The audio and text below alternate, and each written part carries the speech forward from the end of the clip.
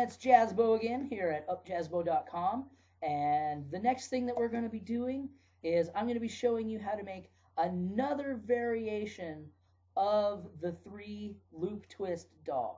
So now here's the dog that we made in the beginning, and then just right before this we made a giraffe. So it's the same idea, it just has some of the parts are a little different. So obviously we have a long neck on this one. So now I am going to show you how to make something a little bit different, but still, you know, these are basically the same thing. We're just changing just a thing here or there, making something a little bigger, a little smaller. But now for this one, I'm going to leave a lot of room left. So I'm only going to fill it up maybe halfway. Maybe half. We're going to have to make these a lot smaller. So it's exactly the same way that we've done.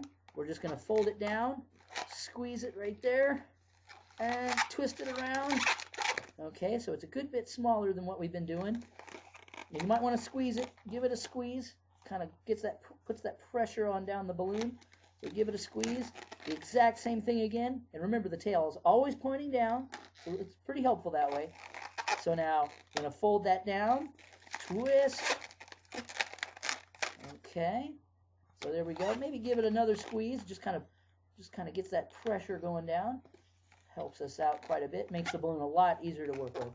And again, oh, hey, come back. Hey. So there we go. But now we've got the tail right here pointing down. And remember, when we finish up a balloon, you want to make sure that there is some inflated balloon above your fingers and below your fingers. So like on this side here, there's balloon here, balloon on the bottom, balloon up top, and balloon down at the bottom. And a loop at the very tip top. There we go. So squeeze it, because remember, we're not doing this. That's not true. We need it right there. So we're kind of cutting that part, or splitting that part in half almost. So squeeze it nice and tight. Squeeze it, don't be afraid. Reach over, twist it. And now we've got what could be a mouse. This could be a mouse. And now here's an important this is an important point when you're making balloons, is when you're making them, if you're making something and it doesn't look quite right, you can always go back. So now I'm just going to go back. I'm just untwisting it. So there we go. I wasn't too sure about that last tail. So I'm actually going to try to make it a little smaller. So I'm just going to see that there's a little bit of a bubble right here. Not much. Not much. I'm going to see if I like that better.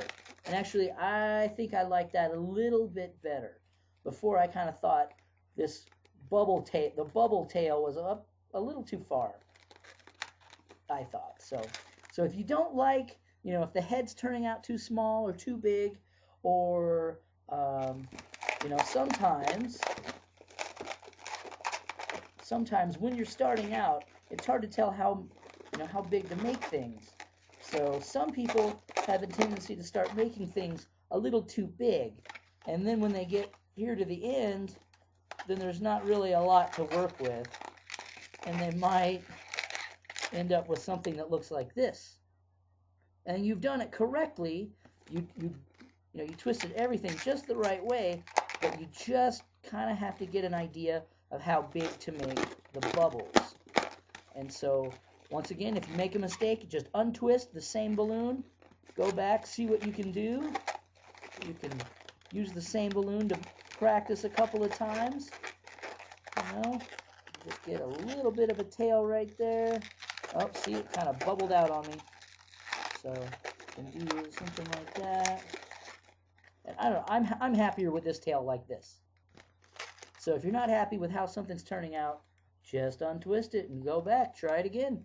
Use the same balloon. You don't have to use a new one if you don't want.